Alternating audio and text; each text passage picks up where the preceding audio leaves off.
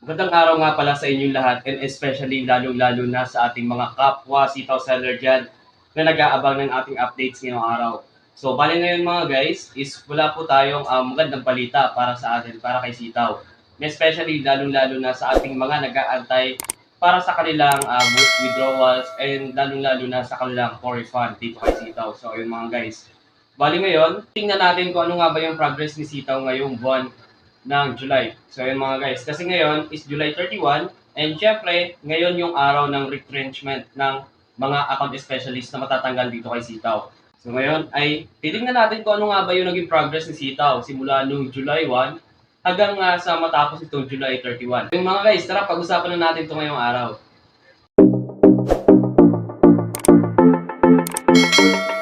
Dahil nga sa mga lumalabas na mga puro announcement lamang ni Sitaw, and syempre walang nangyari na disbursement refund dito. Ayan. Lastly, kagaya po nung nakaraang araw is nagkaroon lamang po ng test. Ayan, sa pag-distribute o kung paano nga ba malalaman nila kung paano gumagana yung kanilang sinasabing new banking method. Pero ganun pa rin is wala pa rin pong nangyari na pag-distribute ng mga pera ng ating mga investor. And syempre, wala pong refund na nangyari. So, yun. Madami pong lumalabas din na mga balita, lalo-lalo na sa mga Facebook, ayan, na isa lamang daw po itong alibay na lamang ni Sitaw and especially lalo-lalo na sa ating mga kapwa Sitaw seller na yan, na parang inuutusan na lamang daw po yung kanilang mga AS na yan, na magsabi na lang daw po ng mga kung anong alibay para hindi daw po masyadong magalit ang ating mga kapwa sitaw seller. Siyempre, balitang-balita rin naman sa ating Facebook, lalo na sa mga groups, ayan, na talagang makikita po natin na hindi na talaga naniniwala yung ibang mga sitaw seller dito. And especially, madami pang lumalabas na mga parang, ewan ko kung siguro kung fake news ito or isa din siyang totoo. Ayan, na mga talagang pinabalita dito sa Facebook page. So, ayun mga guys. Sabi nga dito, sabi ng AS na pinsan ko, wala na daw talaga. Inuutusan na lang daw sila ni HQ na mag-announce ng statement. So, ayun mga guys. Kasi nalaman na din natin na in the previous weeks, and syempre, nung mga nakaraang araw is puro announcement na lamang si Sitaw dito at wala nang pag-usad sa kanyang sinasabing disbursement refund dito. And especially, yung mga nakatikim lamang sa batch 1. So, hindi pa nga fully nakatikim yung mga batch 1 kasi kulang pa sila ng isang payment. So, ayun po. Ibig sabihin, kulang pa sila ng pang third na payment nila sa kanilang batch 1. Hanggang second payment lang po yung natanggap nila nung iba. So, ayun. And especially, madami din po tayo nakikita dito sa Facebook pa rin na lumalabas pa rin po yung page ni Sitaw kahit na po ay pinasara na po siya ni Sec. Tapos, syempre, makikita pa rin po natin na nag exist pa rin po yung kanyang page po dito. Ayan, nag exist pa rin yung page niya dito sa Facebook and any other social media. So, ayun, ewan ko kung sino yung mga ano nito, admin nitong page na ito. So, yan mga guys, balis ngayon ay ibabahagi ko po sa inyo ang kaunting information kung ano nga ba yung naging progress ngayon ni Sitaw ngayong July. So, yan. Community announcement as of 8:24 p.m. announcement disbursement progress update. Dear sellers, we would like to provide you with an update on the disbursement progress. So, yun po. Bali, andito po yung ating disbursement progress. Kung ano nga ba yung mga na-achieve ni Sitaw, kung ito ba ay walay or habi nga pala sa atin na mga kapwa sitaw sellers. So, ayun po. Bali, no July 1, the disbursement for the first batch commenced. So, ayun po. Medyo nung una, ayan, medyo may pagkapalpak yung pag-disburse ng refund dito kay sitaw ng batch 1. Pero may mga naka-receive din po sa batch 1 na hanggang second payment po yung kanilang na-receive. Pero not fully. Ayan po, not fully lahat po ng sitaw seller natin sa batch 1 is naka-receive po sila ng kanilang refund dito kay sitaw. So, ibig sabihin mga guys, bale, may ibang seller lamang po dito kay Sitaw na naka-receive po ng kanilang disbursement refund. So, ayan po. Bale, yung iba, hindi po sila naka-receive. Kahit pa po yan ay first refund dito kay Sitaw. So, ayan po. Bali, move on tayo from July 1 to July 12. So, ayan po, we experienced a delay in the disbursements as the HQ finance team is currently seeking a new bank to provide more efficient and streamlined disbursement services for both sellers and our finance department. HQ's given time frame is 1 to 2 weeks. So yun po, ito na nga yun na nagkaroon tayo ng hold dito kay Sitaw. Dahil nga dito sa sinasabi nila na new banking method na ginagawa nila.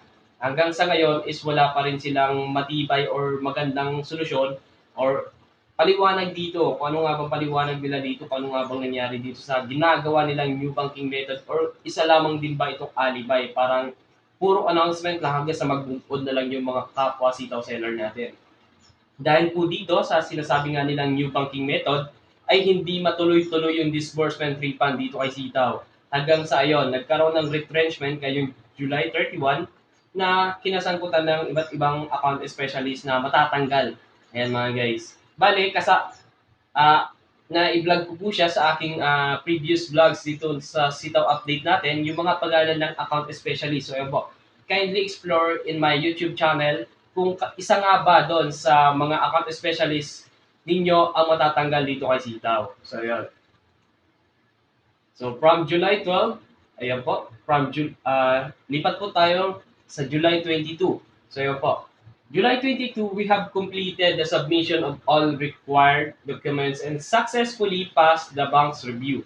According to our latest communication, the bank has agreed to collaborate with us and will arrange for the formal signing of the agreement in the coming days. So, yun nga mga guys. Ito yung nabasa natin na announcement dito kay Sitaw na yung about nga sa kanilang na-complete na nila yung pag-submission ng all requirements and successfully pass the bank's review. So ay mga guys, akala kasi natin nung July 22 and onwards is magtutuloy na po yung pag-disburse ng refund dito kay Sitaw.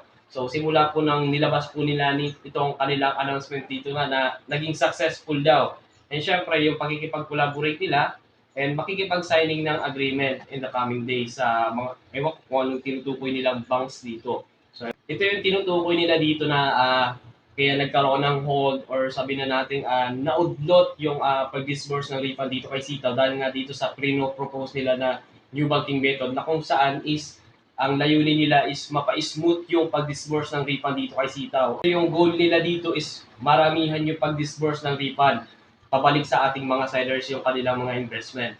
So sabi pa nila dito, once the agreement is signed, our partnership will be officially established. This will allow us to formally initiate all cooperative activities, including the use of funds and the advancement of specific projects. We understand that many of you are expecting faster progress and regular updates. So, po. Nagre-regular updates naman si Sitaw. Ayan, nagkakaroon naman siya ng mga announcement para sa ating mga kapwa Sitaw seller.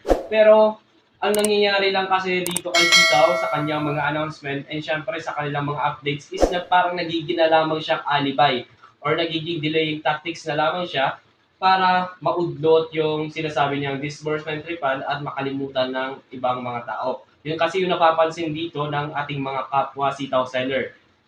And syempre, please know that we are doing everything we can to gather details and expedite the process. We humbly ask for your patience and cooperation during this time. Rest assured that we are committed to resolve these issues and everything will be fixed and due course. Due course, thank you for your understanding, Sitaw Team. So yung mga guys, bale, ito nga yung palagi nilang update sa atin. So yan. And after that, July 22, ayun, nagkaroon din ng sabi na natin ng pag-test. Ayun, akala kasi natin magkakaroon na ng pag-disburse ng refund dito kay Sitaw ng July 26. So ayun po, Friday po. Pero wala pa rin pong nangyari. Ang nangyari lamang po is nag-test lamang po sila kung magiging okay nga ba yung ginawa nila na new banking method at pag-disburse ng refund. So, ayun po, nakakalungkot pa rin, wala pa rin pong nangyaring disbursement refund ng July 26 hanggang sa ngayon po. So, ayun po, July 31. Ngayong araw, July 31 is, ngayon po yung huling araw ng ating mga account specialist na nakalagay yung pangalan sa aking previous na vlogs dito kay Sitaw. Ito po yung July 31 na kung saan po ay matatanggal yung ibang mga account specialist dito kay Sitaw na kung saan ay hindi na po sila magiging account specialist ng iba nating mga kapwa Sitaw seller. So, ayun po. Bali, analyze nyo kasi mga guys, kung hindi pa talaga kaduda-duda pamamaraan nila una is nag-announce ng disbursement from batch 1 to batch 3. Pero, ayun nga, medyo naging successful naman yung batch 1 kahit hindi medyo gaano or 100%. Kasi wala pa rin pong nakareceive kalahatan sa batch 1. Meron nga nakareceive pero kakaunti nga lamang at hindi pa nakareceive sila ng third payment nila dito kay Sitaw. Pero ang nakakasaklap kasi dito is yung batch 2 hanggang batch 3 is wala pa rin pong nare-receive hanggang ngayon at wala pa rin update hanggang sa ngayon si Sitaw. So ngayon, at ang pangatlo dito kasi yun yung trial and error nila na tinatawag sa API. Ayun, yung API, yung Preparation for Disbursement. Yun yung nangyari noong July 26 nung Friday. Akala kasi natin magkakaroon ng refund dito kay Sitaw. Pero ang nangyari is nag-test lamang sila na kung sakaling ito ba ay mag-work or hindi dahil sa kanilang tinatawag na API. And sa ngayon, ayan, July 31, ayan, nagkaroon ng termination sa mga staff ni Sitaw. Ito po ay kinasangkutan ng mga account specialist na kaya mga guys is wala pa rin malinaw po na update sa atin si Sitaw or announcement kung kailan na nga ba talaga magtutuloy itong kanyang sinasabing disbursement refund dito kay Sitaw. And especially, kailan na nga ba makakabalik yung mga investment ng ating mga kapwa Sitaw seller na matagal na po nag-aantay dito kay Sitaw. And especially, nagsimula pa po ito noong June. So ayan, madami na pong mga kapwa Sitaw seller natin dito na umaasang kailan na nga ba makakabalik yung kanyang investment dito kay Sitaw. So ayun mga guys, bale kung nakabot po kayo dito sa aking video ngayong araw dito sa aking Sitaw update. So ayun mga guys, don't forget to subscribe and pindutin ang notification bell para palagi kang updated sa aking mga latest video. And syempre, pakilike na rin ang aking video para malaman ko na nakatulong na naman itong aking ginawang munting video ngayong araw.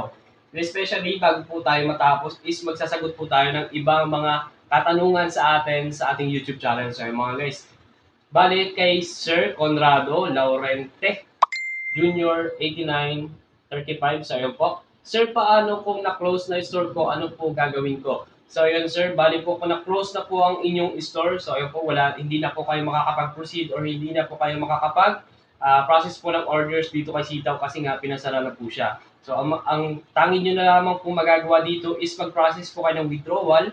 Ayan po, i-follow up nyo po sa inyong account specialist or sa mga kapwa Sitaw seller nyo po na kasama din po sa inyong GC na under ng inyong account specialist at mag-wait po tayo sa another updates po, sa further updates. Dapat po ay palagi po tayong nakadikit po sa balita about po sa kung ano nga bang update dito kay Sitaw at kailan nga ba tayo makaka-receive ng ating disbursement refund dito kay Sitaw. And syempre, pakibantay din po ng inyong mga withdrawals, mga kapwa Sitaw seller kung ito nga ba ay na-approve na or still pending pa rin. So mga guys, bali ang sinasuggest kasi ngayon ng ibang mga account specialist is sumali po tayo doon sa sinasabi nila na Facebook page. So yan po. Pero hanggang ngayon pa rin, kahit nga yung aking application na pag-join dun sa kanilang sinasabing Facebook page, so ayun, still pending pa rin. So yun kasi yung sinasabi nila na dun daw po pwede daw tayo maka-reach out sa ibang account specialist. So yun po, kasi andun daw po yung ibang mga account specialist na natitira na magbibigay pa rin daw po sa atin ng updates. So yun mga guys. Pero ang tanong nga, magbibigay ng updates, pero kailan nga ba yung sinasabi nila ng disbursement refund dito kay Sitaw? Aanhin natin yung puro updates kung hindi naman matuloy-tuloy yung disbursement refund. Kung kailan nga ba makakabalik yung ating mga pera dito kay Sitaw. Yan po yung ating updates ngayong araw. Siyempre, kahit po tayo ay nawawalan pa ng pag-asa or nawawalan na ng pag-asa dito kay Sitaw na makabalik yung ating pera, maghanap pa rin po tayo ng another extra income. Yan po, kung ano nga ba yung another source na pwede natin pagkukuhaan ng income mga guys. So yun po, huwag po tayo magpadala sa mga problema natin sa buhay and especially maghanap pa rin po tayo ng another na pagkakakitaan dito. Habang tayo ay nag-aantay kung kailan nga ba makakabalik yung ating investment dito kay Sitaw. So yan, maraming salamat po sa mga nanonood. Ayan po mga guys, maraming pong salamat sa mga nanonood palagi ng aking mga Sitaw update. Especially lalo na sa mga 500 plus ko na pong subscribers dito kay YouTube. So mga guys, maraming salamat po sa mga nagsusubscribe araw-araw po sa aking YouTube channel. And especially lalo na sa mga nanonood palagi ng aking YouTube channel. And syempre ng mga videos ko dito about kay Sitaw mga guys. Maraming salamat po at magandang araw sa ating lahat.